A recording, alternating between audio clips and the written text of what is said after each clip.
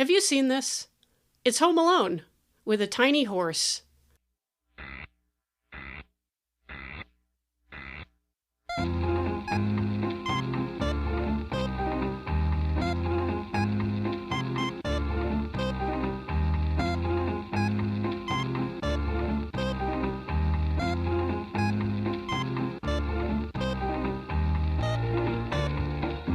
Welcome to Have You Seen This? The world's only podcast about obscure, overlooked, and misbegotten media. All discussions will be spoiler heavy. You have been warned. And what a horse. What a tiny horse it is. Yes, rest in peace, King. Ragtime, the miniature horse. Really the only notable thing about this movie. And about his hometown of Thousand Oaks. That is also true. Although Thousand Oaks is also the origin point for Amanda Bynes. So there's that. We hope you're doing okay, show. Amanda, wherever you are. Yeah, and I think, isn't it, let me think, what else is there notable on it? They have a Thousand Oaks, that's kind of cool. Yeah, give or take a few. Anyway, I'm here with your friend of mine, Bitter Karella, our recurring guest, just here recently to talk about Yes, Virginia, There Is a Santa Claus. And we're delving into some more kids media. I guess this is aimed at kids because I don't know anybody older than 8 who would want to watch this except me and Mike. But I mean, it must be aimed at kids. Otherwise, I cannot for the life of me fathom why this movie exists if not for kids. I have some theories, but we can get into that. But what are we talking about, Mike? Well, we're talking about a movie called The Adventures of Ragtime, which is about a horse. But I think there's background on this horse, as I understand. This horse is a celebrity in his hometown of Thousand Oaks. Yes, the town that I grew up in, a very nice, bland, wealthy suburb about 40 minutes north of Los Angeles, for those who aren't familiar.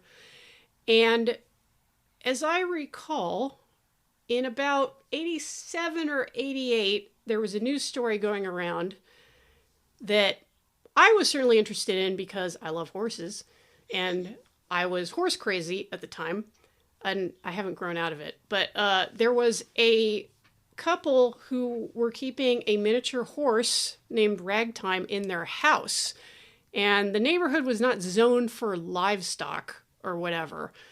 And someone on the city council or whatever got wind of this, and they cited these people, the Fairchilds, for having this miniature horse in their house because they were like, you can't have a horse in a house. It's a horse.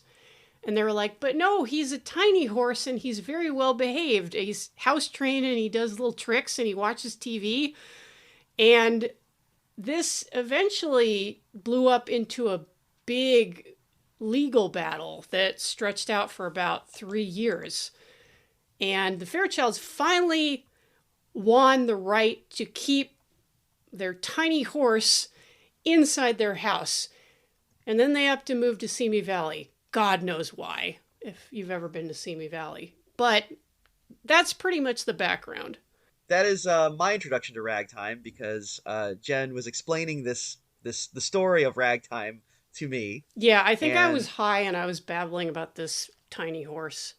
Yeah, and it was quite a to-do. I believe actually the court case involved them bringing Ragtime into the court so he could demonstrate in front of the judge how well behaved he was.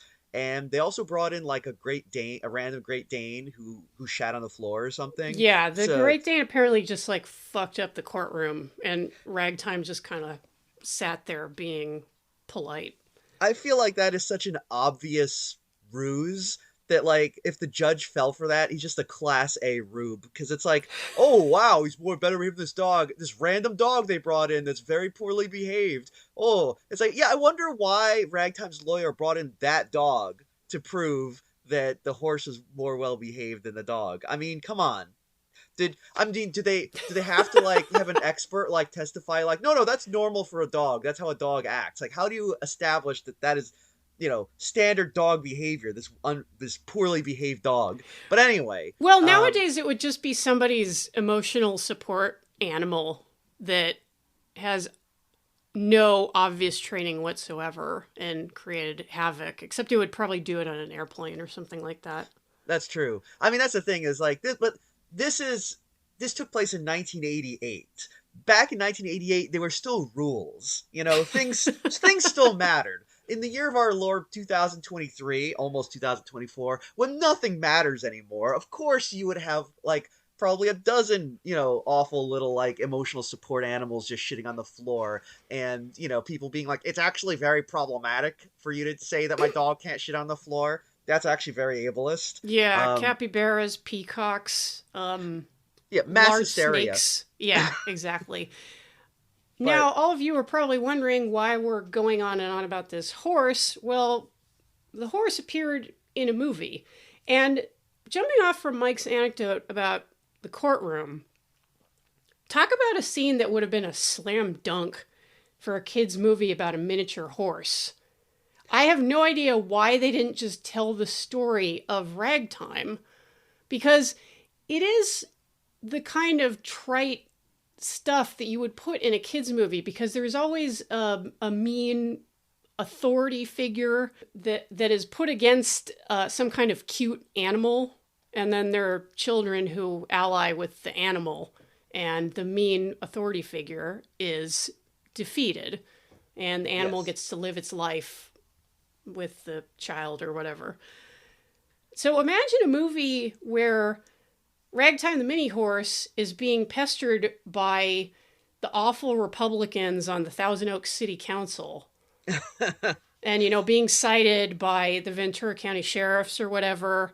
And, just kind of creating a ruckus whenever he goes to, like, I don't know, Whole Foods or, Caneo Creek Park. And everybody's like, oh, I love this horse. But, the cops and the mean people on the city council, they hate this horse. They don't want this horse around. And, comic hijinks ensue, and then it all gets resolved, and there you go. And you could definitely have a scene where a Great Dane fucked up a courtroom, like, shits on the judge's robe or something like that. Mm-hmm. That would be great. But no, instead, in 1998, we got a movie called The Adventures of Ragtime, produced by, I believe, Patty Fairchild, one of the people who owned and trained Ragtime, and which has some slumming noted actors, Shelley Long and Kay Len spring to mind. I feel horrible for both of them because this is trash. But Mike, do you want to kind of lay out the plot of The Adventures of Ragtime for our audience? So the story of Ragtime is there's a family, not the Fairchilds, the Blue family, and there's a mom and a dad and three kids. I don't think the actual Ragtime people had kids, from what I understand. They're never mentioned, but well, that would interfere with the time they spent promoting their miniature horse. That's right. Because the horse made a ton of appearances in, various TV shows and whatnot, and only more so when this whole legal battle started up. I mean, that's why they gave him his own movie then. So yeah, like I think Joan Rivers talked about Ragtime on her show. I do remember that. Ragtime, I think she talked about him during the legal battle, and I think she said something like, oh, can we talk about these Thousand Oaks politicians? Oh, they suck. Ugh. I mean, she's right.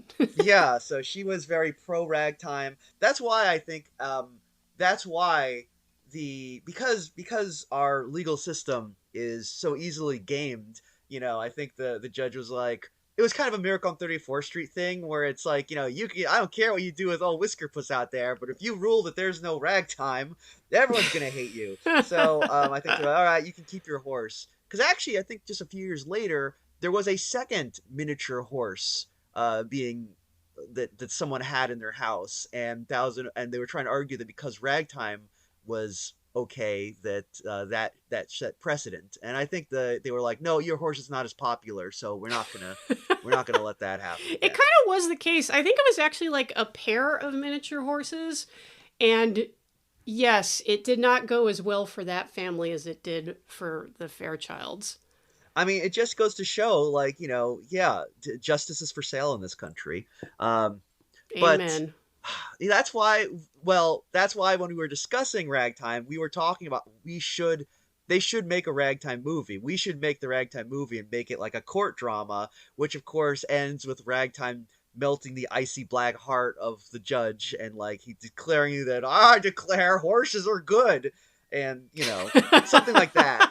And And Cynthia Rothrock should be in it. yes. And that's why after that we actually looked up and found out that there was a Ragtime movie which did not go that incredibly obvious and good route. And instead, it's a story about, as I was saying before, the Blue family who has a horse named Ragtime. It's Ragtime playing himself.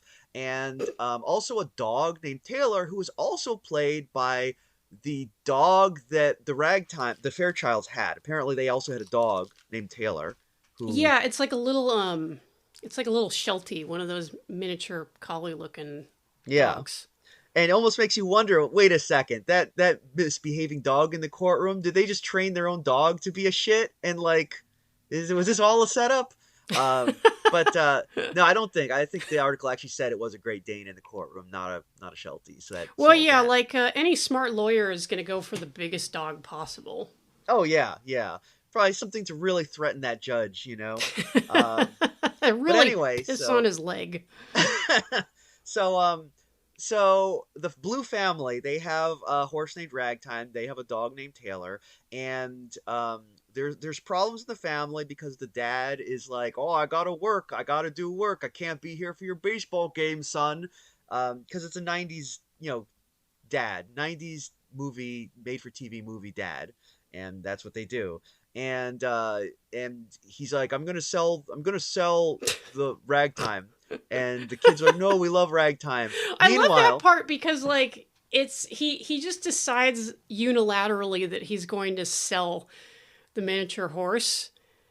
And yeah, it's like, okay, like the dad's already on thin ice because he's like not home a lot or present for his family. And then he's like, you know what? Like, my kids really like these animals, but I think we'd better if we got rid of them. It's like, wow, dad of the year right there.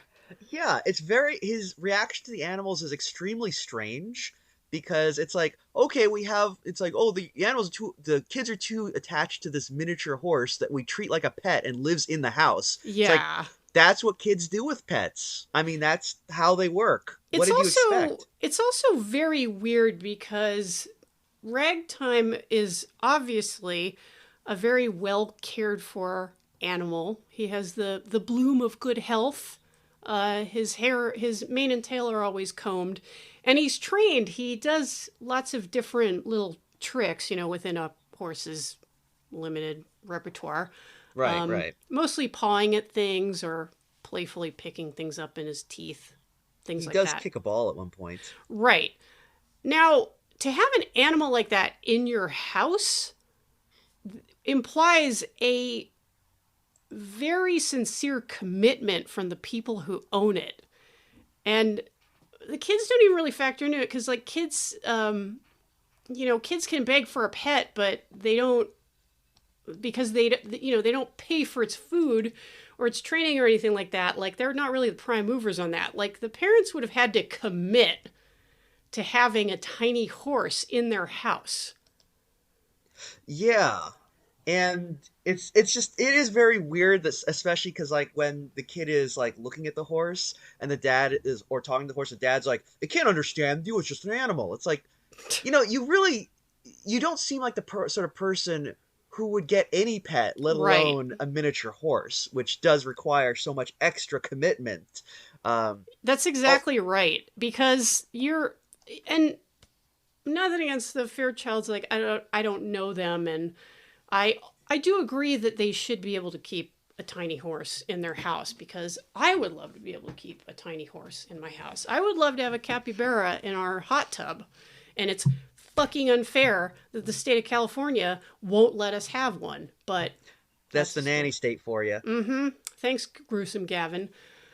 I mean, that is the problem with California. Is this is a state that's all like, oh, we love passing laws that help people. No, laws that are just like extremely annoying and just like, like, you're not allowed to have sugar now. It's for your own good. It's like, oh, shut up. Yeah. So my heart is basically with the Fairchilds on this issue. Yeah. And if you look up Patty Fairchild, she's on LinkedIn. She's still an animal trainer, like working in the TV and movie industry. Obviously a person who's very passionate about animals. And no one in this movie, and we're leaving out the kids because kids are different. Like, kids are just like, yay, animals, None of the adults concerned in this movie, like, don't seem like animal people. Like, Ragtime might as well just be a dog, because a lot of times parents will be like, yeah, the kids wanted a dog, so we get a dog. We told them, you got to take care of it. You got to be responsible for it. You got to feed it and put water in the bowl, and you got to walk in. They did that for like 2 or 3 weeks, and then Mom ended up having to do that. So now it's kind of like Mom's dog. So we're stuck with this dog. Yeah. The dog is a family member, but not this unique, cosseted, coddled member of the family as the way Ragtime is. Yeah. So it's weird because this was the people who owned Ragtime had a hand in the production of this movie, that none of that occurred to them as like a jumping off point for the story. Yeah, I really feel like this was originally someone had a script for a dog movie, and they were just like, "Hey, we got this horse. Okay, just put a horse in it. We'll just change it to a horse." Because, the kids, they act like they're like whining, I don't want to have to feed Ragtime, where, you feed Ragtime. And it's like, yeah, these are clearly kids that are not really that committed to their animals. And they because like, the only member of the family who really seems devoted to both Ragtime and Taylor, the dog, is the annoying bowl cut child. Yes. It's the 90s because there's a bowl cut kid. And he wears like a little coveralls through most of the movie.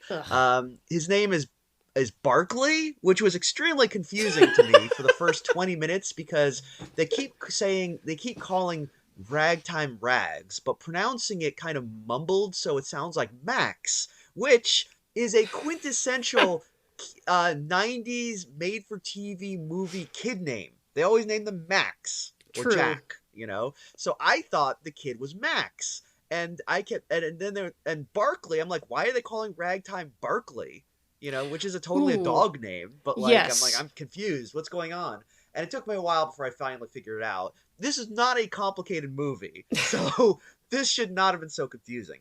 Yeah, well, it's funny that you mentioned that because I was also confused when I was hearing the name Barkley in this movie. Because I was like, wait, like, they've said the horse's name is Ragtime, but someone is saying, because there's a scene near the beginning where the youngest kid is playing with Ragtime and a ball, and this horse is so smart. This horse can fetch. That is a smart-ass horse. But anyway, they're playing fetch, and I hear this little voice saying, Barkley, get the ball! Barkley, get the ball! And I'm like, who? What? The horse is named Barkley. It's Ragtime. And it's like, oh my God, the horse talks. Yes, and this definitely has the stink of in post production. They're like, we don't have the confidence in our shitty horse movie. Just dub in some lines for the horse, and because half the time the horse is like talking when the horse is not on screen.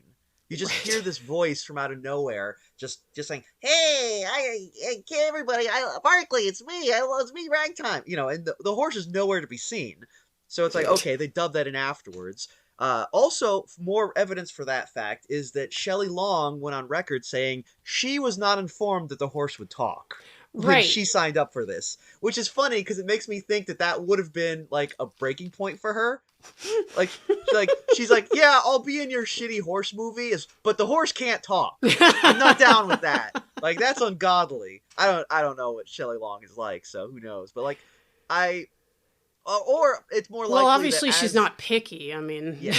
But I mean, I feel like she is an actress, so she may have a sense for like, you know, film and seeing the horse talk on screen, just like realizing, oh no, like whatever small amount of dignity that you might have been able to retain in like a kids movie about a horse that, you know, is now completely lost because now you're like the horse is just, you know, it's also confusing because the dog also talks, and yes. the dog and the horse they seem to have the same voice. Yeah, the dog is just a little bit higher pitched because it's smaller. Yeah, I was getting really confused, and I was like, is it the same voice actor for both the horse and the dog, or I you mean, know? it might as well be because the fact, as you mentioned, this does not appear to have been scripted, Yeah, and the actors themselves were not aware that the animal would speak. It really does speak of post production interference. It's kind of like that thing. Isn't there like a Patton Oswalt bit where he talks about like doing that kind of ADR for movies, like just yeah, saying like dumb random shit to kind of like give the soundtrack a little bit of a pop. yes, I remember that skit where he's like, you know, you're looking at it's a Auschwitz and him being like, I haven't seen this many ribs since Tony Roma. Right. Yeah. You know, if the jokes in this had been that tasteless, it would have been more entertaining. But instead, it's Yeah, just like the horse saying snotty little things like "whatever" and "you're stupid" or whatever. It's so, ugh. yeah. And it does seem to indicate that the people who made this film were not confident in their product once they, started looking at the work print or whatever. Which is very funny because I'm sorry, this is a movie for small children. Mm-hmm. It's like you've got animals, you've got slapstick comedy. You really don't need much more. So it's really funny that they looked at that and they were like, I don't know if kids let me add kids the dumbest marketing demographic, like the dumbest consumers of all will gel with our movie. We need to add something more. Um, They were looking at a rough cut and they're like, oh gosh, I don't know. I'm like, do you think this will play with Academy voters? it is great because, like you said, they just add the horse is just literally going like, "Oh, brother, everyone's so stupid." It's like these aren't even jokes. Yeah. And this, You know what? The gold standard for that, for post production last minute horse dialogue, was really set by another movie we talked about on our show a while back, Hot to Trot, in which John Candy stepped in for Elliot Gould as the voice of the horse and actually did like a pretty fucking good job, in my opinion, considering what he had to work with. well, this is no Hot to Trot. Yeah, at no point does Ragtime say, "You'd move your lips too if some stagehand was shoving a carrot up your butt," which would have been great, but Yeah, we're not that lucky. no. Pretty much, Ragtime is, An I guess, annoying like, little shit. yeah, Ragtime is not like a likable character in this. Um, I think. Oh, one second. Speaking of animals, my cat just decided he wants to go out of the room, so I gotta open the door. Meow, that's right, you meat sack. Okay, he went. Is there anything an animal loves more than standing half in and half out of a doorway that you would like to close? It's a liminal space, Yeah. so you know it's attractive to cats because it's like I'm between the worlds now. It's like I'm between the hedges. My dog Um, also likes to split the difference. He's like, "Oh, you would like to close this door? Well, what if I lay down right in the doorway? How about that?" I bet Go Ragtime ahead. would not do that though. Well, that would actually be a cute and funny thing if there was a bit where they were having to let Ragtime in and out of a door Or yeah, and because the animal can apparently open doors. I mean, albeit with a fake head, but we're assuming this for the purposes of the movie. Like, imagine a bit where someone closes a door and the horse keeps opening the door. Like that's like kind of relatable to it. Like if you have a dog or a cat, like yes, you've experienced the phenomenon of your pet saying, "I want to go out. Oh wait, let me back in. Oh wait, maybe I want to go out again. No, I don't like it out here. Let me in." It's a beautiful dance between pet companion and human. Yes. As people who know me well know, I am a lover of horses. I did not get over my horse girl tendencies, as so many do. In my case, it appears to be a chronic illness. I don't like horses. Yeah, well, you're afraid of them, so no, right. I'm not afraid of them. He's afraid of horses, folks. I like that whenever I have this thing, it just sounds like when people are talking about homophobia. He's like, "Oh, they're accurate. I'm not scared of them. I'm not scared of them. I'm not scared of horses. I just hate them. I just think horses. Look, I'm just saying. I think horses should go back to where they came from. I'm just saying. We don't need them here. America's full. Yeah, they should send all the horses back to the steppes of Mongolia and then just fence it off. But I love horses. I do love this horse. He's very cute, but the voice just grates on you. And I got to a point where the 20th time the horse had done something devilish while giggling, I was like, okay, at this point I would be calling the kill buyer, because goddamn, this horse never shuts up. Just call up the knacker man. The knacker man with his knacker van. You're knackered, horse.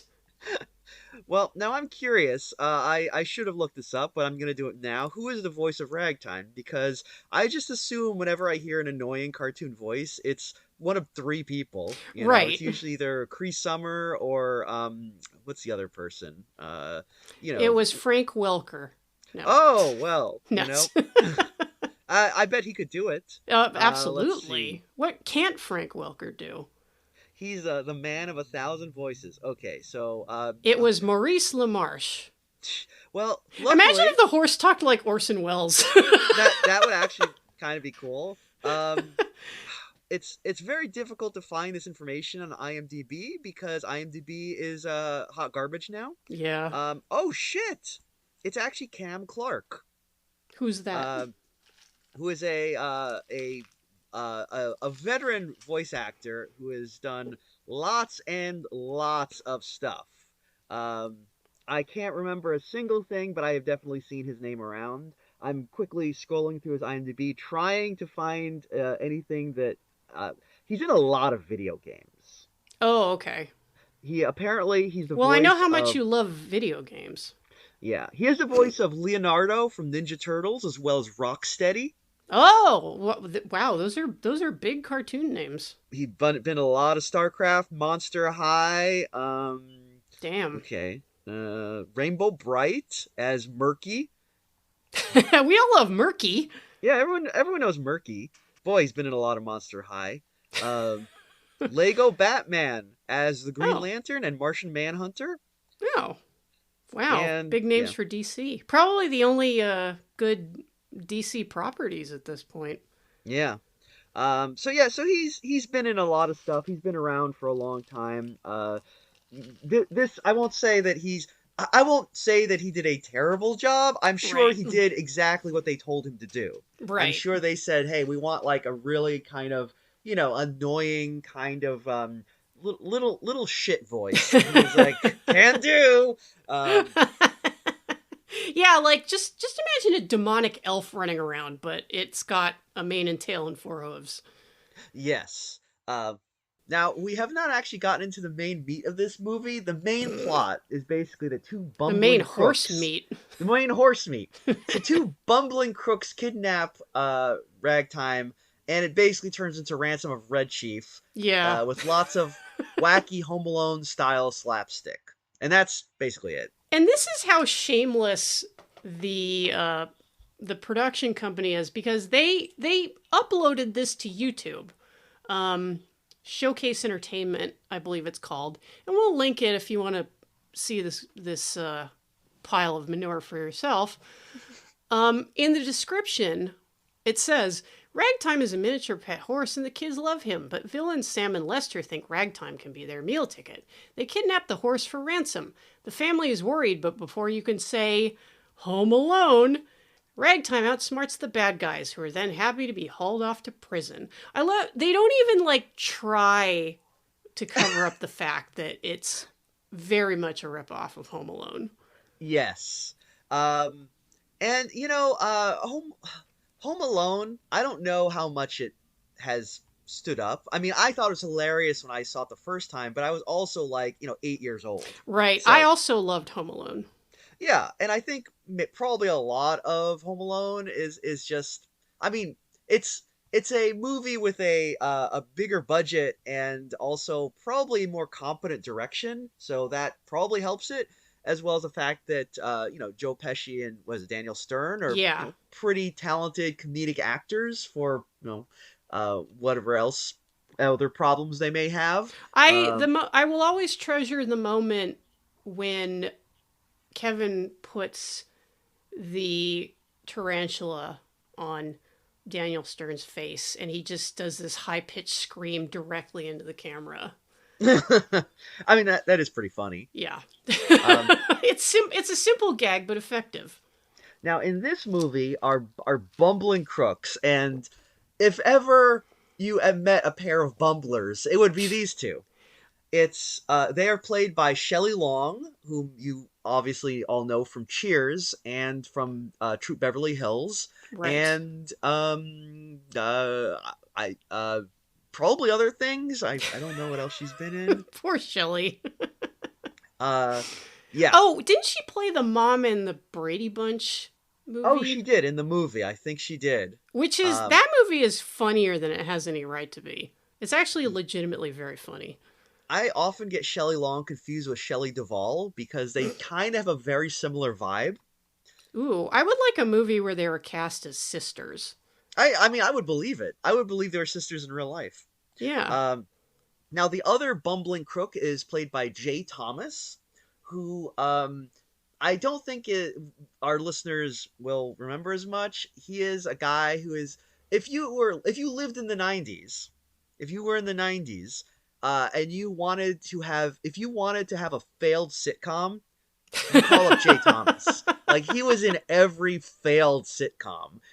I think his major claim to fame was a series called Love and War, which that actually rings a bell, but it's a tiny little miniature horse-sized bell.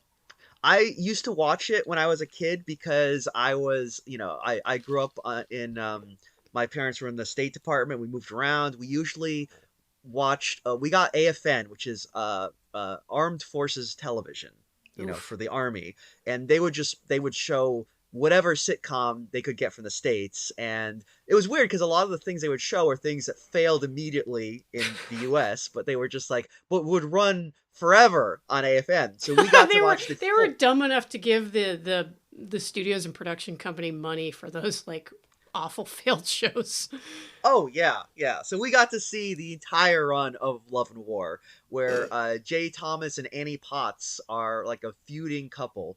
Because she's a cosmopolitan liberal, and he's a He-Man macho guy who likes smoking cigars. Will they or won't they? Love and War. So it's like Hearts of Fire, but shittier. Yeah, it's like oh shit! Did you say Hearts of Fire? Yeah. Oh my god, we watched the entire run of Hearts of Fire too. Hearts of Fire creates love, desire, going higher. That show fucking sucked ass. Oh my god. It was just Linda Bloodworth Thomas is oh god, I gotta jerk off Bill Clinton some more. It's so stupid. Oh my god. Yeah, Marky Post deserved better. She deserved so much better. John Ritter deserved better. Definitely John Ritter. I remember watching that show, and John Ritter, he's a divorced dad with his these two, oh my god, these two fucking shitty ass corn pone sons. When they say large adult sons, yeah. these two are these two were large child sons. Like they were like, I don't know, like these two they were like, Linda Bloodworth Thomas was like calling up central casting like, I need two children who were like made entirely like of compressed spam, because like these kids, like they came in and they were just like hot, like they would talk to their dad and like these, John Ritter being a normal guy, he talks like a normal guy, and his children talking these awful like mushmouth corn pone Arkansas accents, and it was just like, what the fuck? What is it? I mean, seriously, like Linda Bloodworth Thomas went down to Dog Patch and like pulled these two out of the hog waller, and we're like, yeah, now they're on TV. Anyway, sorry for the digression about these two awful children who I hated so much. Because why is their dad talking like a normal person and they talk like Southerners, who are not normal people, by the way? Well, I don't care. It's apt that you mentioned that, actually, because in this movie, our two villains are, there's no other way to put it, stereotypical redneck idiots who make everyone on Trailer Park Boys look smart. Yep. Which is weird because, okay, and I know that there was no effort made with this movie to give it any kind of a regional flavor. It's Southern California, and Southern California stands in for a lot of places. And yes. I do recognize the Ventura Fairgrounds in this, a couple buildings that I believe I've been in many times. Ventura County Fairgrounds. Yeah, it's funny because, both are yokel. They have really bad Southern accents in this. Well, and that's what gets me, because, and like you couldn't actually do this unless it was like maybe a show on FX or something, like It's Always Sunny in Philadelphia, where you can kind of push a little bit. If this had been like a couple of like Salvadoran, like small-time criminals, like, because, and hear me out, because it is SoCal, it's Ventura, we have a large Hispanic / Latinx population. Why not go for a little bit of regional color? And I know, like, oh, but we can't show Hispanic people being like criminals. Like, just get some really good comedians, develop the characters, like kind of show why they commit crimes, because that could be interesting. Like, people like this aren't pushed to desperate measures just because they're dumb idiots like they are in this movie. Like, people turn to crime because of, like, generational trauma, like they're not employable for whatever reason, they have executive function disorders, etc., etc., etc. Like, if this were like a family from Saticoy that were just like desperate, I would be like, okay, that's actually interesting.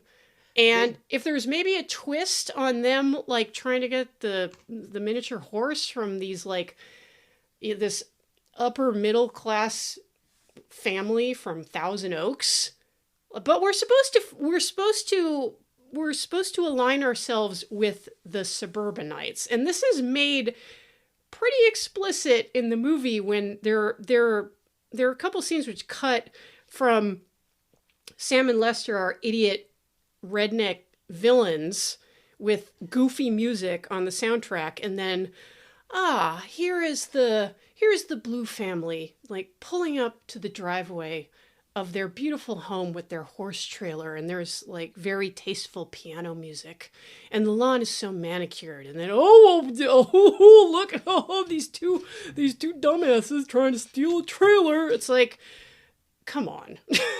Yeah, they do. Sam and Lester are in this, I guess they are comically poor. They live in, like, not even a trailer. They live in what appears to be, from the outside, a derelict ice cream truck. The inside is obviously like a soundstage because it's way bigger.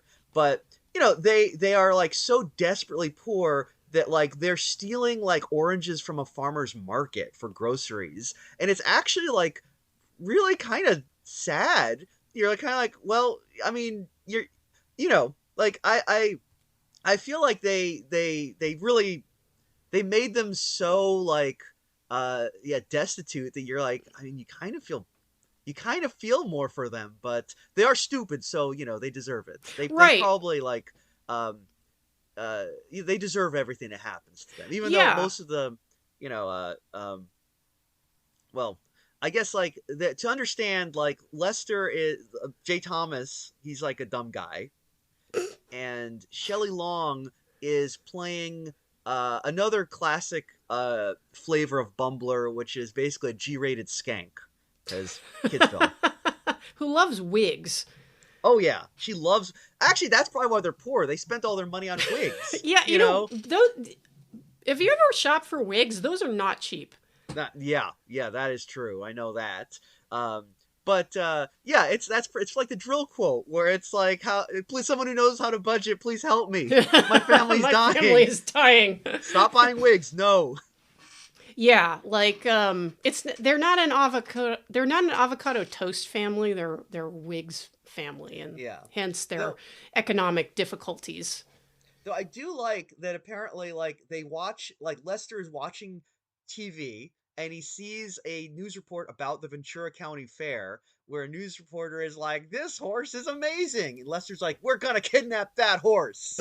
That's our meal ticket." It's like, what? Why? Okay. Why would you think that? Like people I see I mean, it's I see news reports about the county fair all the time. I don't see someone who's like, some kid has raised a pig, and I'm not like, I'm gonna kidnap that pig and be a millionaire. Okay. Actually, Oh my God, a movie where somebody like tried to keep a fairground pig in their house, like, have you seen how big pigs get? I've seen, yeah. Like the pig just like fucking up the inside of that house like a Great Dane in a courtroom. Oh my God. That with its giant pig balls, that would be hilarious. I do also think it's funny that news reporter who's doing the report also has a wrist thick Southern accent. Yeah. Which makes me wonder if like the movie producers were like, "Oh yeah, where's this take place? Southern California? Oh yeah, that's right." Yes, there was an awful split during the War of Northern California aggression. It's like Ventura County will rise again. Yeah, and that kind of goes back to my point of like, why not set it in a definite place? Like and Thousand Oaks is it's pleasant, a little bit of a bland suburb. I don't know, Ventura's got some character. Yeah. Set it in Ventura. It's a nice seaside town. They got a cute like downtown area. There's beaches. Like imagine the horse on the beach. I mean, doing cute horse understand things. They probably did it in Ventura County because the actual Ragtime like lived in Ventura County. But considering this has no relationship to reality at all, why bother? Well, yeah, point, it's like who cares? Like you're not doing the Ragtime story, and you're not setting it in Ragtime's hometown. So I mean, hey, they could have set this in Wisconsin or New York State, or Albuquerque, for all it matters. Yeah, they do. This movie makes a lot of, I won't say like weird decisions. They are kind of weird, but like this is a kind of movie where no decision really makes you like raise your eyebrow because it's a stupid children's movie, so you just expect dumb things to happen for no reason. Sure. I know we're all used to movies like this just going beyond punting. Just like, oh, who cares? Like, get 80 minutes of something, put it on a DVD, and put a dog on the cover. Like, fuck it. Sell it to Tubi. Like, it doesn't matter. But, I don't know. Maybe, you know what, Mike? Maybe I'm just too close to this story because I'm so passionate about horses and Ventura County. I care too deeply. And it hurts me to see the material treated in this way. This rich wealth of material just wasted. I mean, honestly, yeah. Like you said, I think if this was done as a courtroom drama, I mean, it would not have been good, but it would have been very appropriate and funny. Yes. like it would be like to see the actual Ragtime story done as a kids movie would have been fairly entertaining. At least you could have the at least you'd have the based on a true story tagline thing. This is just like, why even bother? This is a generic, very generic movie. It's funny because the Bumblers, like after they have kidnapped Ragtime, they're like, hey, there's an abandoned mansion up the road. Let's take him there. And it's like, why aren't you living there? Why are you living? you know? Yeah, why aren't you squatting? But that's how stupid they are. Is Yeah. that they're and it's weird. It's like a whole abandoned mansion, like pre like crash of 2007. It's a different time. Yeah, it's obvious they were like the filmmakers suddenly realized this horse can only raise so much havoc inside an ice cream truck. We need like a larger set for horse mayhem. So they go to this abandoned mansion. I think maybe they say that like the guy's on vacation or something, but like still, why aren't they squatting there?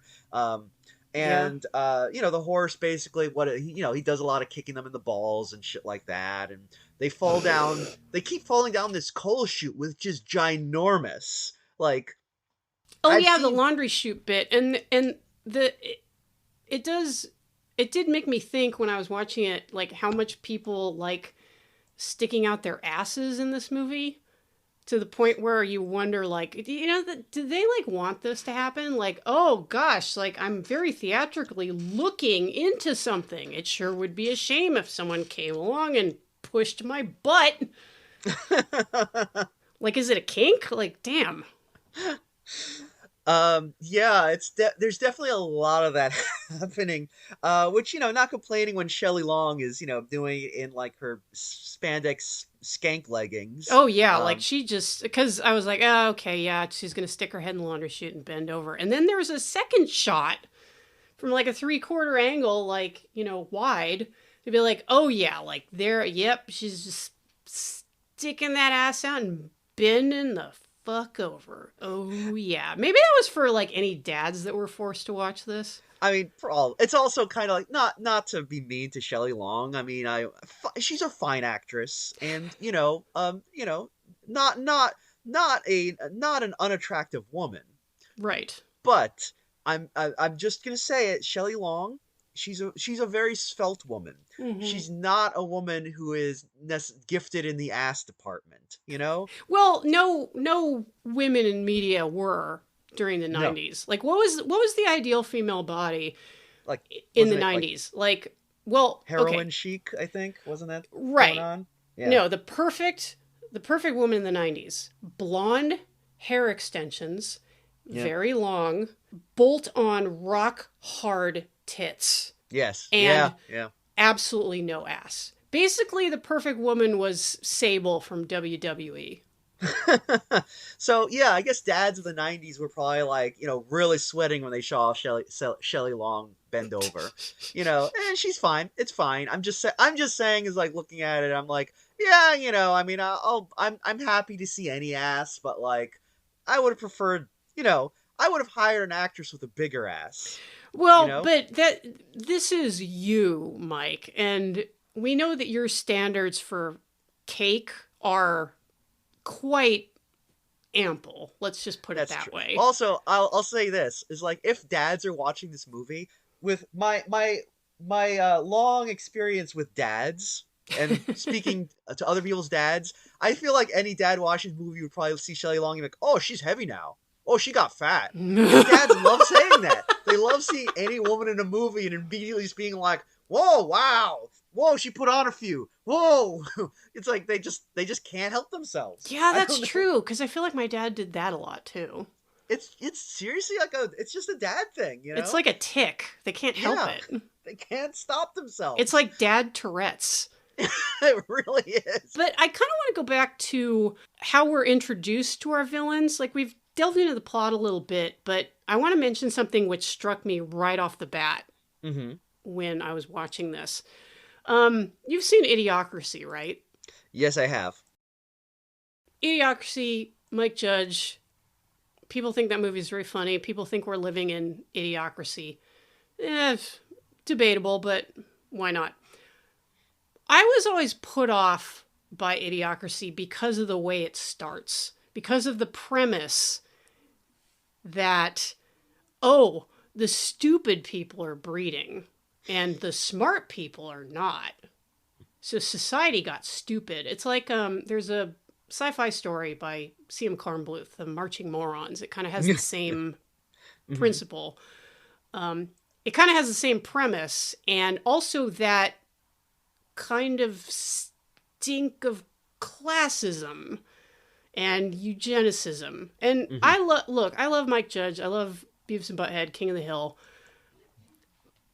I'll give him a little bit of a pass on this, but it really puts me off the entirety of the rest of the movie because of the premise. It's like human intelligence doesn't work that way. It isn't like dumb people in trailers having babies and then they come out stupid. But Adventures of Ragtime kind of does the same thing, where it isn't and it doesn't have anything to do with heritable intelligence, but it's like, oh, we're going to introduce the villains of the story right away. So we're at a stock car race, which only idiots go to, and here are these dumb, classless pieces of trash. You know, her with her, her stupid wigs and her slutty clothes, and he looks like the cousin that Ernest P. Worrell doesn't even talk to. And he's stealing food, which is like, that is so low class. And I was like, this feels like a movie that someone from Thousand Oaks would make. I'm sorry. And I'm allowed to say it because I grew up in Thousand Oaks. But, it's definitely like that... it didn't exist at the time, but that like next door kind of feeling where it's like, this car has been parked on my street for 30 minutes. Should I call the cops? Yeah. No, I definitely see that. Yeah. It's very much that kind of like, oh, well, they're like, it's like, how do we let everyone know that our villains are like bad? Well, they're stupid and poor. And that's probably why they're poor, because they're so stupid, Right. Yeah. And it kind of goes back to and I know like, and if people want to give me heat for saying that we should have done diverse casting in this movie for the criminals, then, fine, I will take my lumps. But I'm like, damn, that would be so much more interesting. And if you and I know you're not going to get a deep dive into poverty in a kid's movie. And it's also like, we have to review the movie that we're watching and not I would have done this. But still, a movie with kind of working class Hispanic people, like trying a desperate scheme to make money at the expense of these uptight white people from TO. I don't know. Maybe I should just write it, Mike. I actually thought, because when our villains are discussing their predicament, like they're talking about how, I'm tired of like, being poor, and what's his name? The Lester is all like, I ain't going back to the fix-it shop. People don't even fix stuff these days. There's no respect in it. And I was thinking like, wow, they're really setting these guys up as like kind of sympathetic. And I was expecting at the end something would happen, like they come back and they find Ragtime, but they mistake the villains for like not kidnappers, but like, you found Ragtime and rescued him. You're a hero. Oh, yeah. I actually thought that's what they were going to do in the end. They didn't. They just, they went the typical route where the cops arrest them, and Lester's like, I'll get you next time, Ragtime. So yeah, I'm still kind of okay. The villains get beat up a lot because of course they do, and it's very Looney Tunes. They get like blown up a few times. They're literally walking around like with rags and like the soot on their faces by the end. But there is a bit where like Lester gets hit in the head with a hammer, and there's like a big old fucking indent in his forehead the rest of the movie. Yeah. And it's like, I mean, you can tell they just put putty on his forehead and like put a hammer shape in it, but it's still like kind of fucking grotesque. Yeah, it's like, is he severely dehydrated or something? Yeah, it's like you that's not normal. Usually that's not the way. You don't have a big hammer imprint in your head. That I think you should get that looked at. That seems serious. Yeah, you have a serious brain bleed, sir. Yeah. Although it doesn't appear to have affected your intelligence any. You can't subtract nothing from nothing. But Yep. yeah, and I remember going again the the movie's lodestar being Home Alone. Basically, I Yeah. do remember Joe Pesci having a comical iron imprint on his face because of one of Kevin's traps. And it was Right. just kind of like, and I don't even think it was really called out. It was just like, yeah, he got hit in the face with a hot iron, like it left a mark. And it's just Yeah. kind of a funny thing. It's like, oh yeah, you really got fucked up by the iron. So yeah, and people, and I've actually heard people complain about the sadism of Home Alone, but like whatever, who Go cares? take it to Tumblr, you know? Yeah, exactly. Like you can discuss that with the Zoomers I'm over. like, sorry. Oh, it's one of those things like, oh, Home Alone is actually very sadistic. Okay, Jenny Tight Pants. Why don't you talk about our letterbox, okay? You really, whoa, boy, you're really taking down this 30-year-old movie. I hear that things were problematic in those days. Whatever, Ooh, shots fired. I I like don't care it. whose toes I step on. Yeah, So, like every time like a 21-year-old is on social media talking about a classic movie that I watch, I'm just like, yeah, you do your thing, kid. Like I'm not going to engage with this discussion because it will provide me nothing of value. But yes. right, like and in the case of Home Alone, it's kind of like a Looney Tunes explosion of violence against these guys who are trying to kidnap a little kid. So maybe that's on the fine line of good taste, but the movie was very successful and it's still funny. This, as you mentioned, like with hammer imprints in the forehead and stuff like that, it does smack of sadism. Yeah. It's just yeah, and plus there's a thing where I feel like Home Alone, it did the smart thing. It was kind of a Bugs Bunny. You know how Mm-hmm. they always say like Bugs Bunny, he doesn't start shit, but he finishes it. Yes. And Home Alone, it's like, look, anything bad that happens to these two robbers, it's because they are trying to break in the house, and it's due entirely to Kevin's shenanigans. Whereas in this movie, half the stuff that happens to these robbers is literally them just like the horse is even there. They just trip over stuff because they're idiots. Right. That's a really good point because the horse is responsible for quite a bit of the mayhem again because he's a giggling little shit. But Yep. then there are just the pratfalls for like man fall down funny reasons, Yes. which kind of isn't it don't hit the same as a hot iron to the face in Home No. Alone is what I'm saying. It's like literally like Jay Thomas is like, I'm gonna open this door, and a bunch of like logs fall on him, and it's like, well, that would have happened to anyone, Right. because it's like, oh, he's stupid, he opened the door. Okay. Yeah, man, Um, what a dumbass. Like trying to open a door to gain ingress. yeah, it's so they take up the bulk of the movie doing these things, but I really do find them less fascinating than our suburban family, because the suburban family is just such a platonic ideal of a made-for-TV movie family. What with the dad who's like, oh, I can't see your baseball game, son. I'm doing business. And the mom whose entire role in this movie is just like, the kids really need you. They need their father. Yeah, it's And the kind of mom role that people are thinking about when they complain about roles for women. yes, Like it's there has very been a thankless. tremendous amount of improvement in writing for women on the screen since, but occasionally roles like this do happen where it's just like, yeah, she's a mom. She like worries about stuff. That's it. Yeah. She does do that.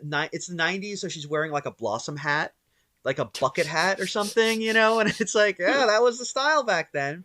In Yeah. fact, yeah, the very '90s styles in this movie, I guess it makes sense. It is from the '90s. My favorite moment, though, style-wise, is when there's a moment where the kids are like waking up for the day, and they're all in their pajamas and they're fighting over the bathroom. Right. Okay, now, even though they are in their pajamas and have presumably just gotten out of bed, they are all wearing sneakers. Oh, yeah, that's weird. It's so weird. I was like, because they throw a bucket of water on the other brother because they're three kids, and then they run away. And I was trying to see the third one as he gets out of bed. Is he wearing sneakers too? But they never show you his feet. And I think he is wearing sneakers. And they were just realized, okay, we're people are gonna notice if he's sleeping in his shoes, so we better not show his feet. Um, Well, speaking from personal experience, when you're around horses, even little ones, you definitely want to have closed-toed shoes. that makes sense. Oh, I wonder if like yeah, were they doing that because on set they could not have people be barefoot? Yeah, it could well be. We don't know. But you know what, Mike? I think that those kids should have started their day off right with some hydration. And not just any kind of hydration. Huh? Like what kind of hydration are you thinking of? Oh, well, I'm talking about the kind of hydration that'll work for any situation. You can drink it at home, you can drink it at work, you can take it to the gym with you, partake when you're out hiking, or just, walking around the neighborhood with your tiny horse. Because Huh? proper functional hydration is essential, and Liquid IV is the #1 powdered hydration brand in America. Their hydration multiplier is the one product you're missing in your daily routine. I mean, that sounds pretty good, but the question I would have had, because like I'm a guy who likes flavor, I like my hydration to taste good. Like, like do they have flavor like if it's available in flavors like, say sea berry, strawberry, lemonade, Concord grape, lemon lime, pina colada, maybe tropical punch or watermelon? I mean, I think I'd be pretty much sold in that case. Well, Mike, I'm happy to tell you that they do, in fact, have all of those flavors and more. And when you put it in your water, you can hydrate 2 times faster than with water alone. Plus, you get essential vitamins and 3 times the electrolytes of the leading sports drinks. Damn. Wait, essential vitamins? Like, but how many essential vitamins? Like, I've been burned before. Hey, it's got 5 of them: B3, B5, B6, B12, and everyone's favorite, the big C, vitamin C. Damn. I gotta say, that's kind of over delivering because, like, all the bees, I'd be like, yeah, that's pretty good. Yeah, I'm sold. And then, like, no, no, wait. Save your fork. There's more. There's also vitamin C. It's like, that's a whole nother letter. That's like going deeper into the alphabet. Yeah, not only that, it's made with quality ingredients and it's non-GMO and free from gluten, dairy, and soy. So you can stop drinking oatmeal during your workouts. Oh, thank God. That has not been hydrating me properly, I gotta say. Yeah, it's really tough when you're ultra marathoning and you've got oatmeal in your Camelback. That really sucks.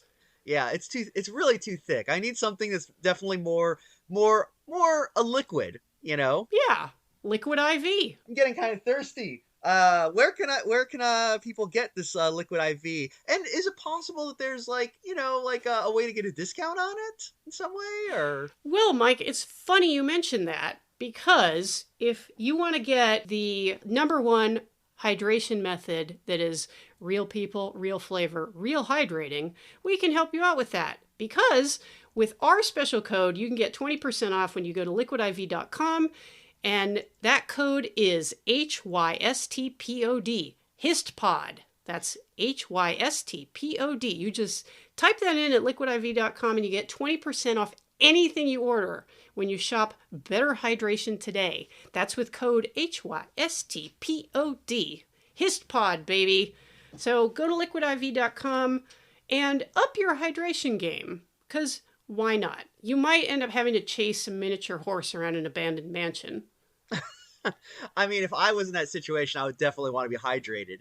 Because if you are not hydrated, and you might get like a hammer imprint in your head. Yeah, like if you take a ball peen hammer to the skull, you want that shit to bounce back. So, you know what? Try Liquid IV. Liquidiv.com. I would buy that product For $1?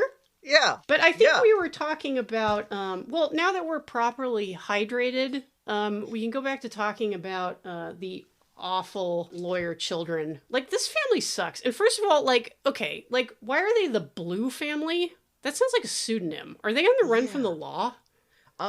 Yeah, that is weird. I guess where they like we can't say Fairchild. They're blue, okay. Um, Yeah.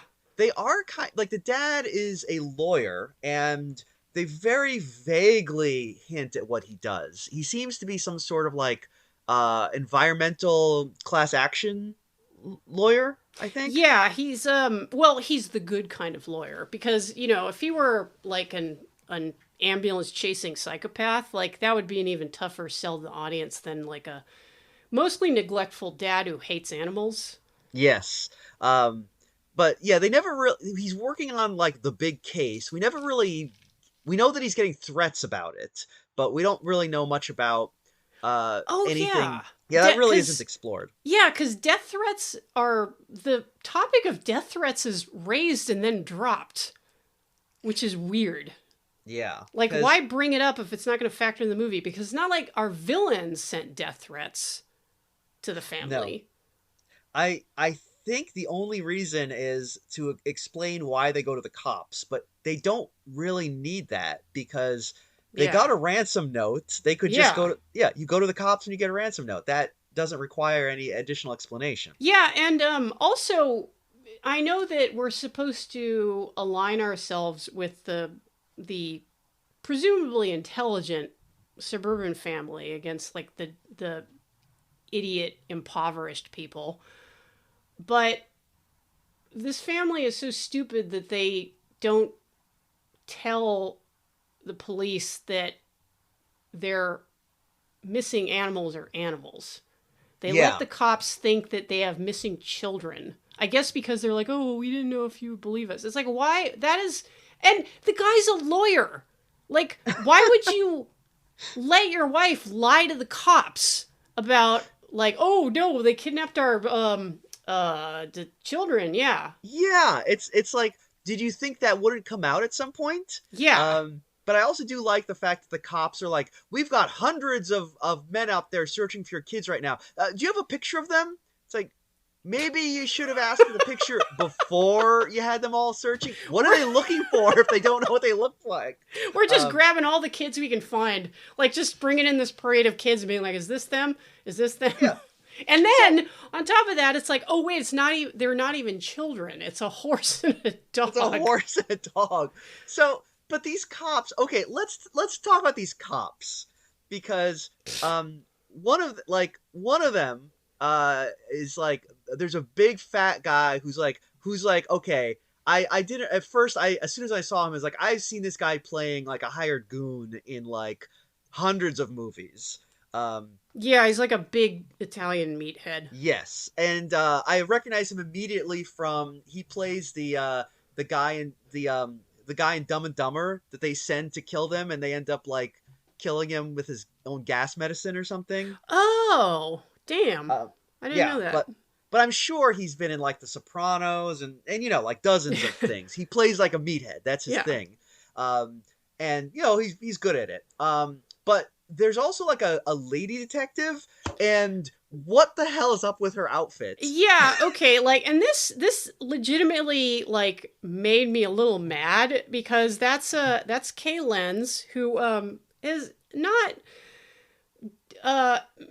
like an A-lister, but has done steady, incredible work in a lot of things. Like I mostly know her from Prisoner of the Lost Universe, in which she's very delightful against a incredibly sexist Richard Hatch and John Saxon threatening to rape her constantly. She was also in Breezy, directed by Clint Eastwood. Like, like a fair actress and like, always a welcome presence. Did they not have a wardrobe person? Like, did they just take clothes off of a man on the set and put them on her? Because it looks like they're trying to prank her. Yeah. And I mean, it's the first scene you see her in. It's bad enough. When she shows up later, it's like with the jacket on. It's like literally like the jacket sleeves are you can't even see her fingertips because Yeah. they're so long, and it looks like they're trying to do an Incredible Shrinking Man type gag or something. It is so strange. I could not figure that out. Yeah, Other and than I yeah, don't know how something like this would happen. because why, if you, I assume you had wardrobe on this movie. Like the production on this isn't the worst. It appears to have been made by a competent enough crew, even though there's no style to it whatsoever. It's like, yes, the shots are properly staged and lit. They blocked it a little bit before they started shooting, that kind of thing. How do you not have clothes that fit a supporting character? And not just a supporting character, like one of the few names on your movie. Because she isn't just nobody. It's like, Kay Lenz is like a little bit of a name, at least at this level. She couldn't even like bring her own clothes to the set. At the absolute like worst case scenario, like I assume that she has clothes that fit her. I almost wondered when I was watching this, is this because it's a kids movie and she was just way too sexy and they're like, we need to hide her body? Because I mean that was the cake you were looking for, but I mean, because I think they were like, look, Shelley Long is built like a twig, so it's okay to put her in like skin tight outfits. No one's gonna get too horny. But like this woman, she's got curves. We can't we can't have that. Yeah, like the. I'm being very mean to Shelley Long. I mean, again, I'm not saying she's. I'm just saying she's svelte. She's a svelte woman. Well, that was more the preferred body type at the time. This was pre-Kardashians. Oh, they were probably like, yeah, we got to cover up this fat ass like lady cop. Oh my god, it's so disgusting. She's got boobs. Like, oh, she's like a fucking elephant. Let's give her the suit that I borrowed from Tom Wolfe. Like, what the hell? Like, this is one of those things where it's like, and you'll see like production errors all the time in movies like this, and you have a laugh about them. But this one, like, I can't even think of a reason for it. Like, how did this happen? It is extremely strange. I think like the cops in general, it's hard to describe. It feels like I'm watching. You remember like MathNet on Square One TV? Oh yeah, with Kate Monday. Yes, it feels like that. The way these cops all behave, because they all walk around. They're all wearing those, those like weird gun suspenders that cops have. Oh, the holsters, yeah. Yeah. And the chief is all like, the chief is like yelling at them and stuff. Like, we gotta get on this ragtime case. Yelling at them for their beepers going off. Oh wow, that's so 1998. It's like, what do you want us to do? Like, like that's the point of a beeper, is so you can like, take the message later. It's like, why do you all have beepers? Are you drug dealers? Well, they're cops, so. Oh, yeah. But yes, the cops are. No, there's an FBI guy, because we have an FBI guy joining the cops, I think. Now, if I understand that, the FBI does get called for kidnapping cases because kidnapping is a federal offense, right? Mm-hmm. I believe so, yes. But why is the FBI still around for the possible kidnapping of a dog and a horse? Is it because there's ransom involved? Yes, they explain, actually. The FBI guy says this is blackmail, so I'm still involved, even though this is not blackmail. Okay. I think I was maybe playing a game on my phone at that point, just trying to get through the movie, because this is a punishing watch, let me tell you. Yeah. I mean, I only noticed it because it's like when he says it's blackmail, it's like it's not blackmail. There's no blackmail going on here. Yeah, like, that could have been an interesting angle, though, where it's like, what, if you don't give us $500,000, we'll tell the Ventura County sheriffs that you've been making little movies with your miniature horse and your children, if you get my drift. Yeah, cops in this are, I mean, they're pretty, like, they're here for laughs, like. Yeah. Also, they appear to have some kind of weird Gestalt cop hive mind, because they never separate at any point. They're always just in a group. Well, remember when they all ordered pizzas because the pizza guy shows up and he's like, "Who ordered a pizza?" And they all raise their hands, which indicates every single one of them simultaneously ordered pizza from the same place. Well, It's they each ordered an individual personal pan pizza. that is the coppest thing to do. But you were saying. Yeah, just these cops are like they're pretty incompetent. They're bumbling around. They're there for laughs. Except they're not very funny, and they're just kind of okay, all right. I guess we got to have some of these scenes where where they're like, we got everyone on this hunt to get the well, because their thing is they're gonna do the ransom. They get the money, right? Yeah. And they're gonna stake out the ransom drop. It's funny because they say to the new cop, like, "Well, you're a trainee, so you could do the drop because no one will recognize you." It's like, no one will recognize any of you. What are you talking about? They don't know who you guys are. So yeah, you've never met these kidnappers before. But it also just seems like, well, yeah, how was that supposed to go? Because they never like show up to like get the money, I guess, because they're too busy getting their asses kicked by Ragtime. So I don't know. They do that though. It is funny when the cops are like, "Hey, is there anything in that field over there behind the ransom drop off?" Yeah, just an old ice cream truck. No one could live in that. Yeah, maybe we should check it out. And it's like, oh, world's smartest cop. In fact, I do recall that like Mr. Blue, the lawyer, according to the news, he has spent his career helping small businesses and the little guy against corporate badness. And actually, no, my favorite part, I love that newscast, right? Because at the end, when they say, like, even a workaholic like Jerry Blue can have a bad day. And it's like, I like how the like, that's not how the news would introduce you as a lawyer. They're like, yeah, we hear that this guy doesn't spend enough time with his family. Well, also the way that they talk about him like he's some kind of like national celebrity too, which is weird. Oh, that's right, because they say help is coming from the White House. But which it never materializes. I don't ever see any like White House help, but they do say that on the newscast. This was to 1998, so I believe who would have been in the White House? Was that Clinton at that point? Yeah. So it's like Bill Clinton. He was all like, I feel your pain, Jerry Blue. Whoa, that they should have done that because that in '98 Bill Clinton was appearing in stuff and he was always doing that thing where he was like, I feel your pain. I'm gonna play my saxophone and eat some McDonald's. I'm Bill Clinton, and we were all like, oh, we love our large adult president. We love him. I feel your pain, Ragtime. We will secure the release of Ragtime and the tiny dog. Spot is or no, what was the cat's name? Socks is very upset. Yeah.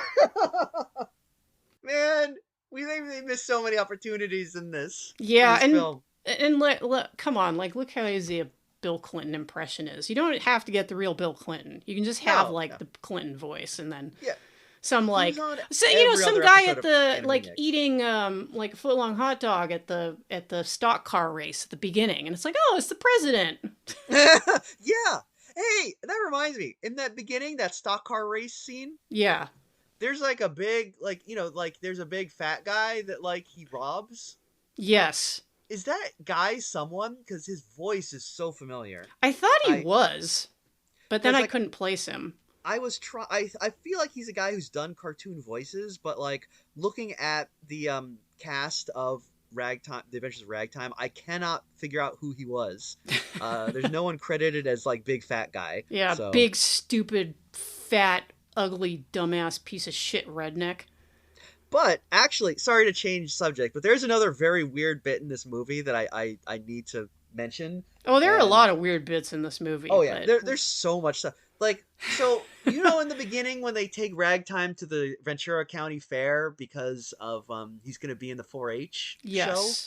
Okay, so I've never been in 4-H, so I don't really know what it's like. Right. But I assume you show off your animal, right? Yep. So instead what's happening is the kids are in the audience watching, and they have, like, a little woman guiding, like like a little person, I think. Oh, right. Yeah. Yeah, and she's guiding the horse around and having the horse do tricks. And it's like, how does she know all that? How she's not the horse's trainer. She's just this random person. I mean, she's the ringmaster, right? But Right. it's weird that she's doing that. And meanwhile, in the audience, like not uh Barkley, but the other brother is like, they call her the Hatchet because they never found her husband and children.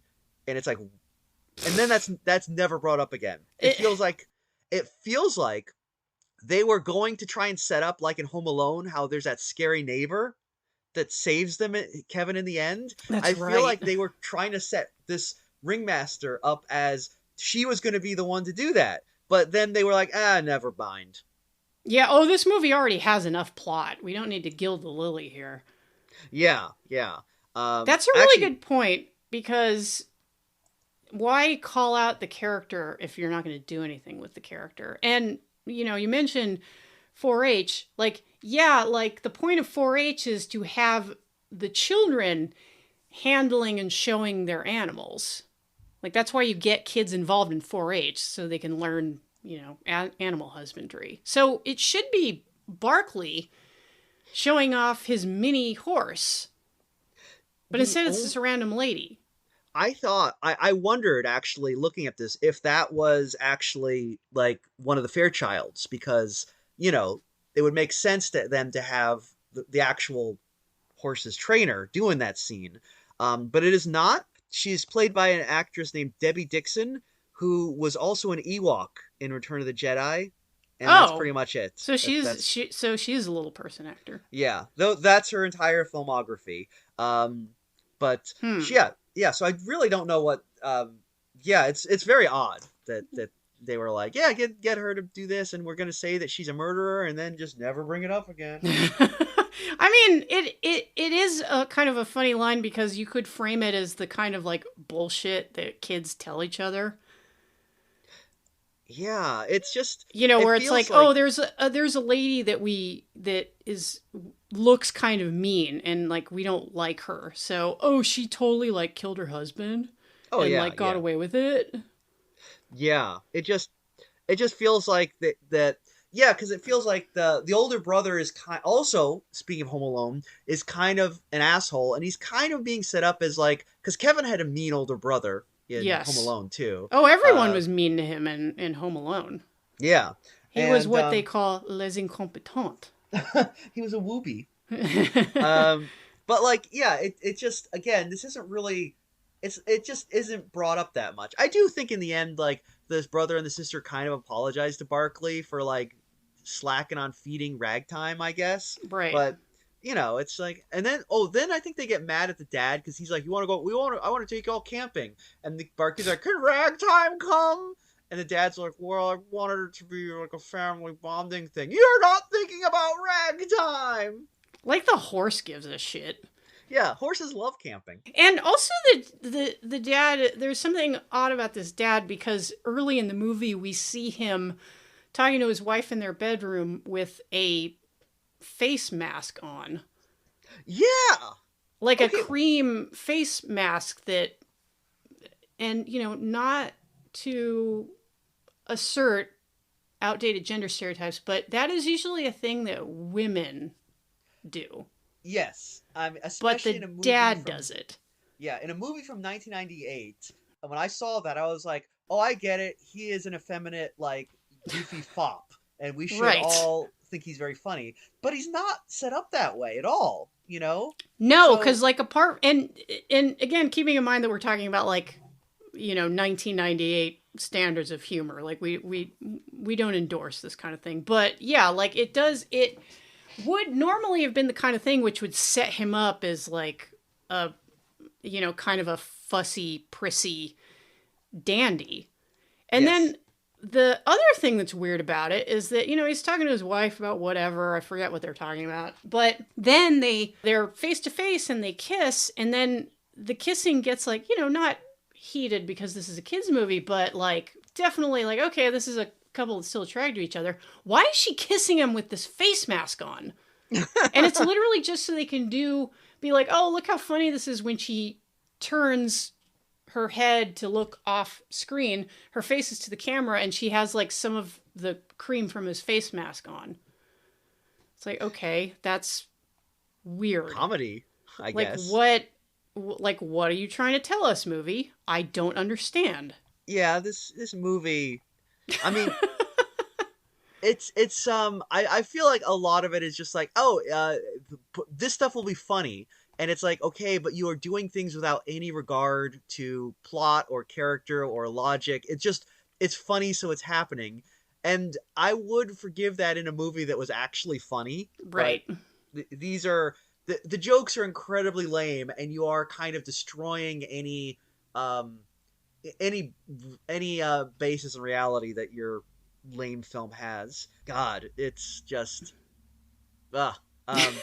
Yeah, and because there's so many weird, dumb choices in this movie to dissect. Like, we've kind of run a little long here, but Ragtime is... Oh, there is something that I do want to call out, because as a horse aficionado, this kind of pissed me off. Now, there's a point when they've concealed Ragtime in the mansion, and then somehow...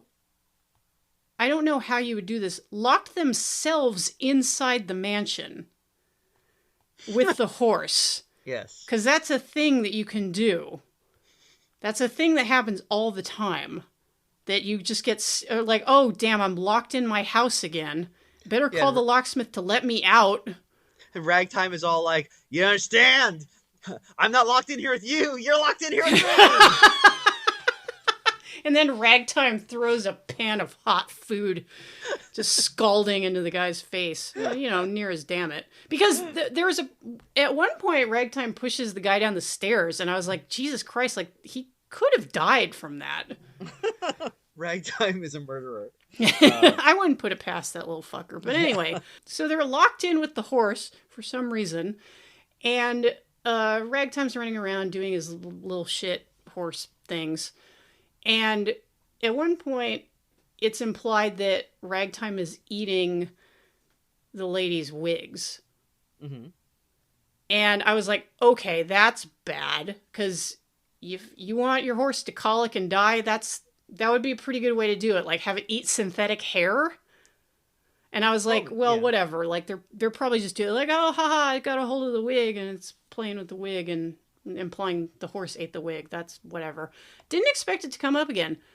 But no, later in the movie, Shelley Long is like, oh, the little horse is sick. And sure enough, Ragtime is like passed out on the floor, ailing. And I was like, oh my God, this is serious. And intestinal problems with horses, like, they're serious. Like, horses can and do die from things like a twisted bowel or colic or torsion or whatever. But then later in the movie, there's a shot of Ragtime and there's a burp sound effect. And then Ragtime is like, oh, my tummy's better. Okay, horses don't burp. They are physically incapable of burping or vomiting. Like, their digestive system is one way, which is why it's so dangerous for them to say, like, eat a wig. Wow, I hope someone got fired over this blunder. I hope a lot of people got fired for working on this thing. There's towards the end of the film when Ragtime is shenaniganing inside the mansion. Yes. There's a bit where I guess they were butting up against the limits of what Ragtime could do. Because Ragtime, there's a bit where Ragtime kind of sticks his head through a doorway and kind of turns to look at you, and it's very obviously this awful puppet. It looks very bad, yeah. They use the fake horse head a few times, and it's like, come on. Yeah, it's so when you see it, it's like, what? Because it looks like something, I don't know. It looks like some sort of taxidermy out of like Texas Chainsaw Massacre or something. It's like, what the fuck? It kind of looks like that like one comedy horse mask that you see a lot on the internet. Yes. It looks a lot like that. Yeah. Like they just kind of painted it black to match Ragtime's coat, and they're like, whatever, it'll work. it's funny because when they use it, it's for like a scene where it's like you really could have just not had that scene. If you didn't really need that scene, um, would have really been better without it. Is it one No of one those really. scenes where like Ragtime has to open a door or something? Oh, no, it's literally just Ragtime sticking his head through a door and turning his head slightly. But I do like when Ragtime like dials like telephones by like just stomping on them with his foot. That's kind of funny. Ends up calling up a 976 hotline. Well, I do like he's trying to call 911 and it works, and they're like, "We just got a call from a horse," and they send all their like men to this abandoned mansion, and that's where they catch Jay Thomas. Like now, and because he's been so driven crazy by like Ragtime shenanigans that he's doing the Woody Woodpecker laugh. I was doing that by the end of this movie. Yeah. It's like, oh, it's funny, and he's like, oh, loud horse. They're like, yeah, whatever. They're like, a horse is smart. Oh, yeah, sure it is. Tell it to the judge. You know, just whatever. But anyway, yeah. So they catch the bad guys. They save Ragtime. He's reunited with his family. The dog is reunited as well. We forgot the dog. The dog exists in this movie. Yeah, the poor dog just got locked in the ice cream truck. And I was surprised because I thought that the dog was in some way going to save Ragtime, but then I realized like, wait, Ragtime stipulated that he did not want to be overshadowed in any way by any of his co-stars, and that goes triple for that goddamn little dog. He is not going to upstage me.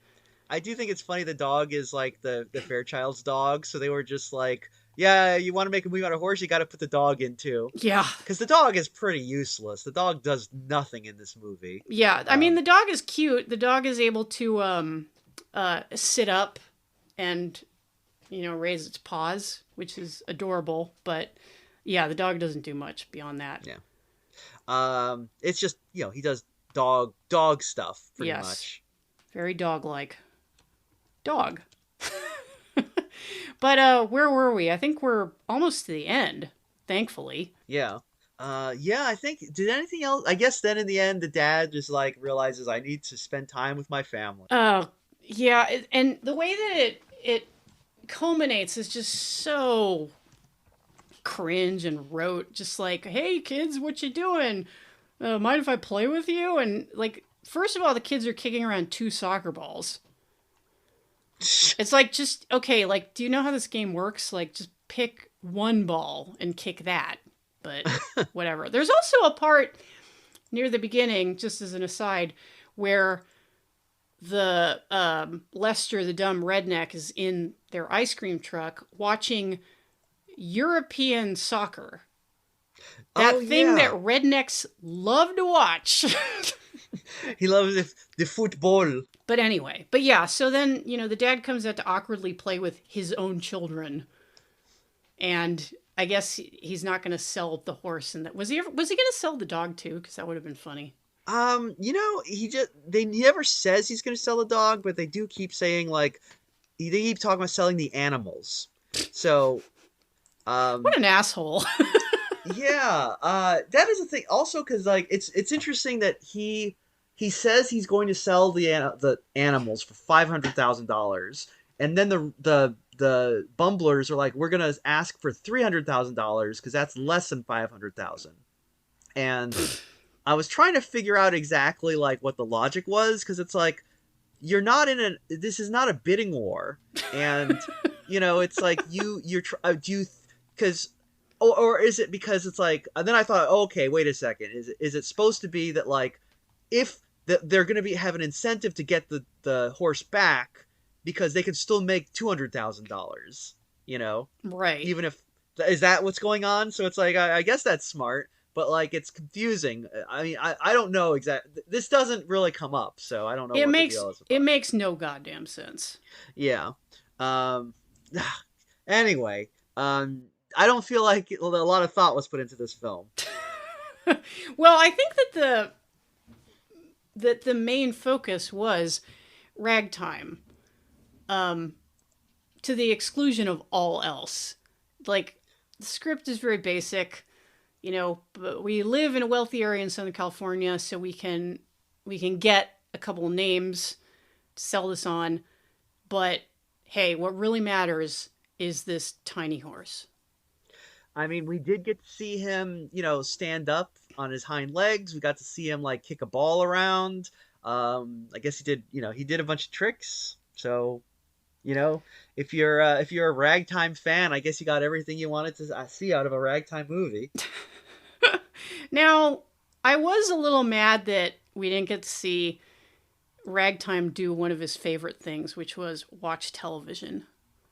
Because apparently when that was, and I forget who told the anecdote about the first time that he met Ragtime. This was in, I think, the LA Times. Mm-hmm. But they said, yeah, like I walked into the Fairchild's house and this horse was on the sofa watching TV. Wow. I mean, I guess that's exciting. My cat does that. And he can watch TV. I don't see him in a movie, and he should be in a movie. He's the best cat. He is a very cute and funny cat. Oh, he's so good. He's my little gentleman. But I don't see him in any movies. Maybe maybe if some bumblers tried to kidnap him. Sandy does seem quite trainable, actually, because he's very active. You know what? I mean, I'm gonna set to it. I'm gonna train him how to like hit a football, and then next stop Hollywood. Just start fake beef with your local city council. They're like, hey, they said that we can't keep our cat in our house.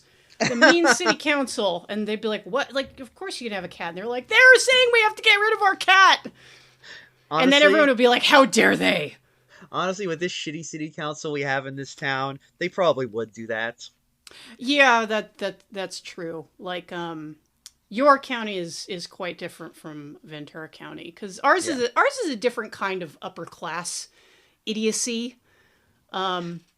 Where you just get kind of reactionary shitheads pushing the working class around.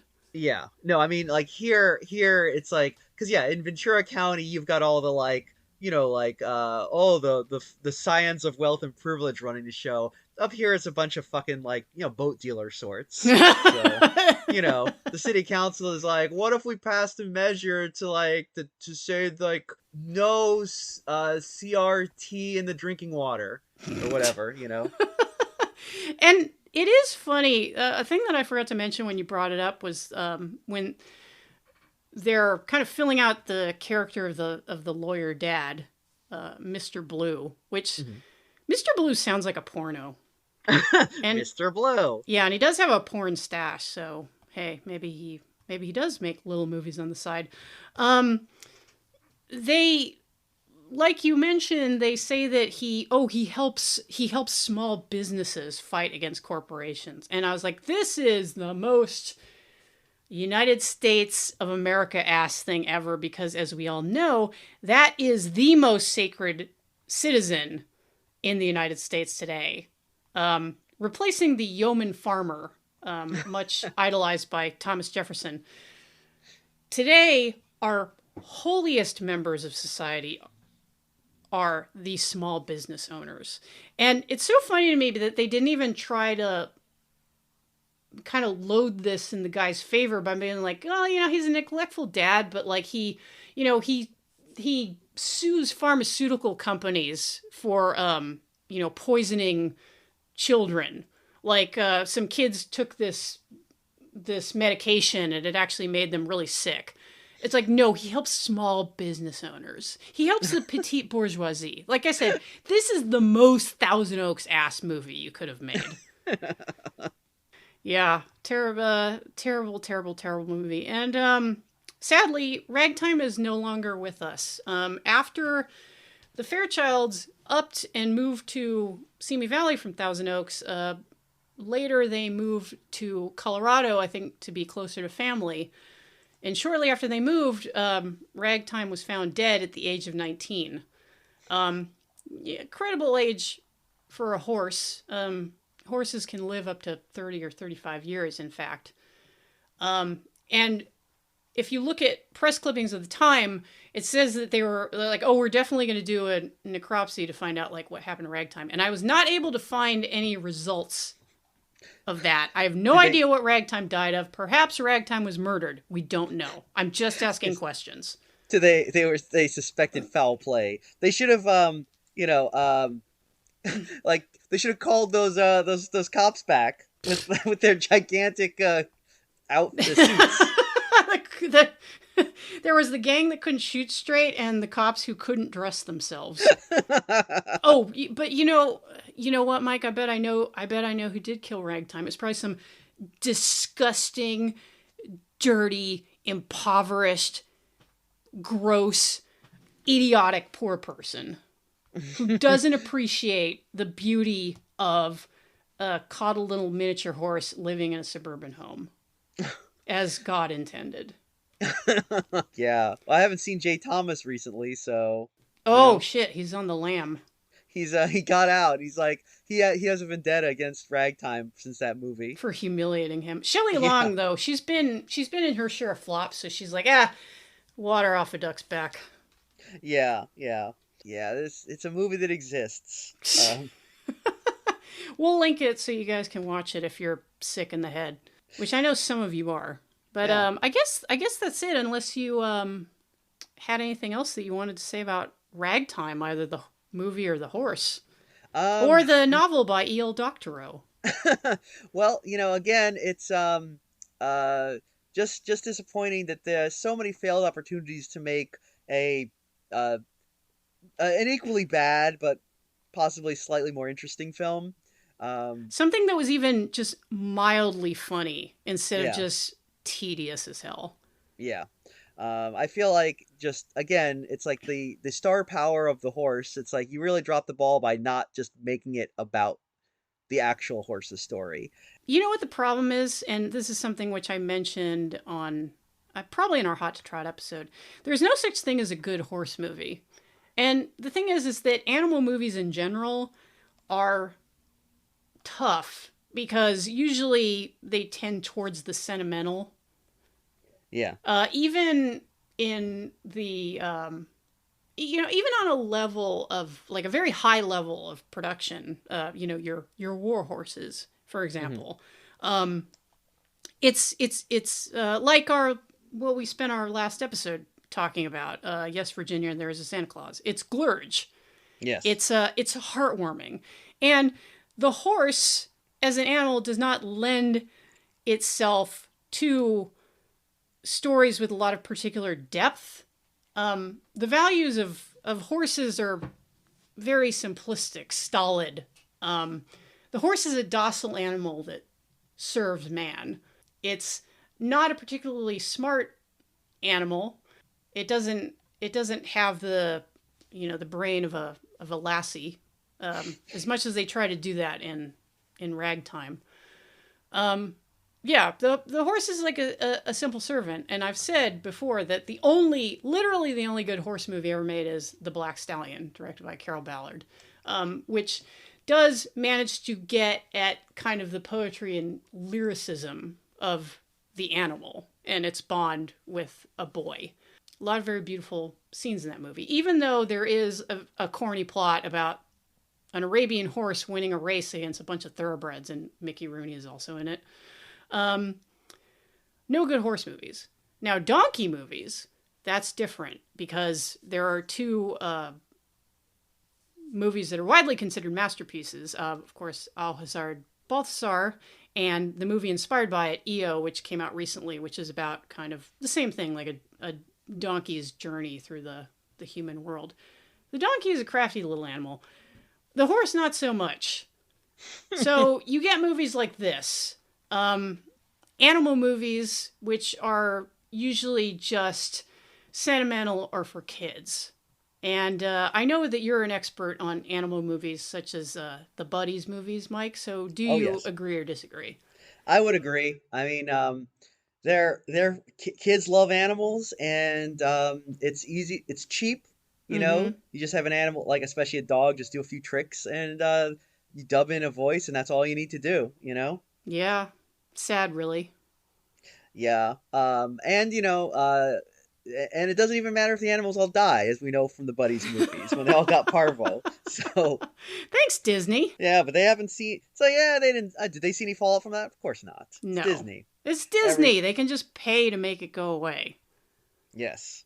So yeah, I didn't know that there was a rich history of donkey movies. That is interesting. But... Well, not as such. I can think of like 2 off the top of my head, but I think it's a solid thesis. I could probably build it up with a little research. Yeah, yeah. But yeah, horse movies all suck. If you've ever seen a horse movie, it probably sucked. I mean, I've seen some horse movies, and they always end up being those. God, like what is the one about the girl who's on a diving horse? Oh, Wild Hearts Can't Be Broken. Yeah, I remember watching that in the theater and being like, Blech.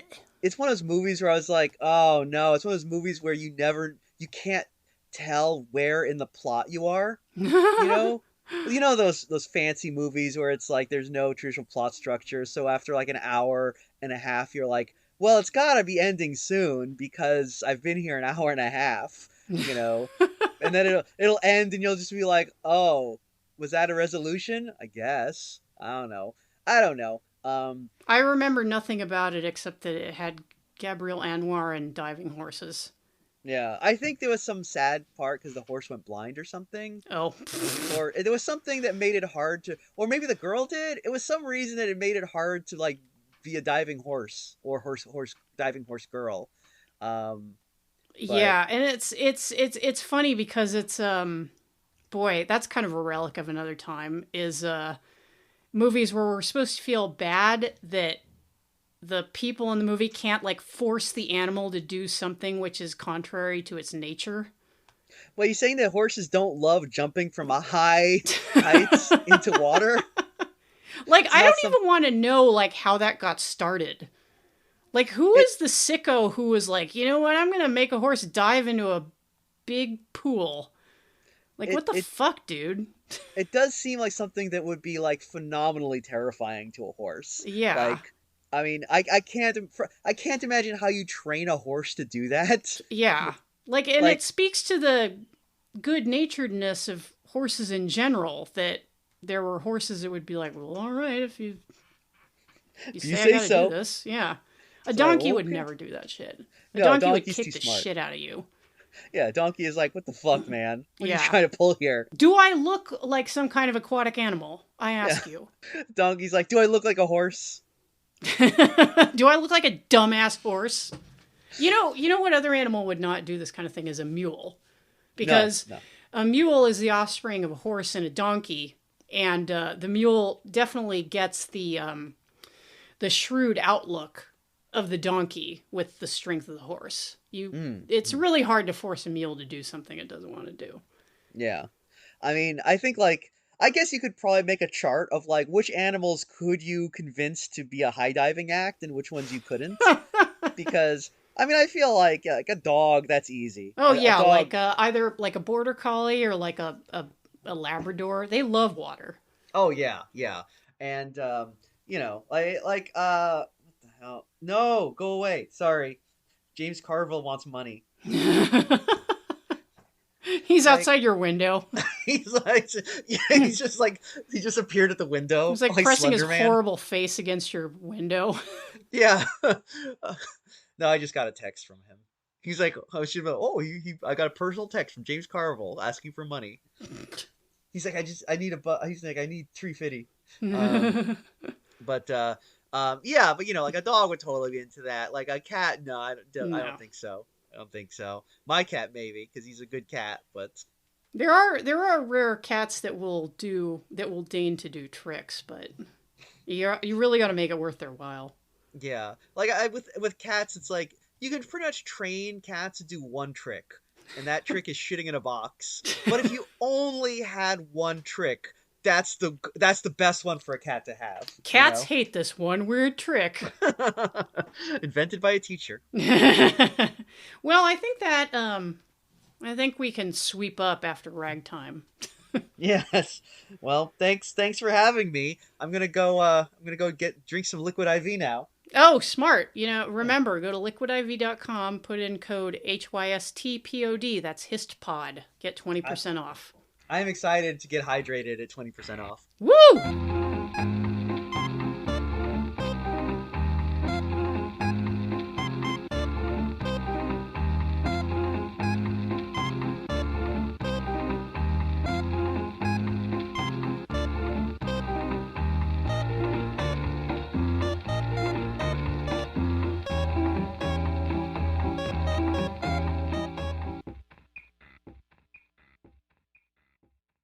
I just want to post.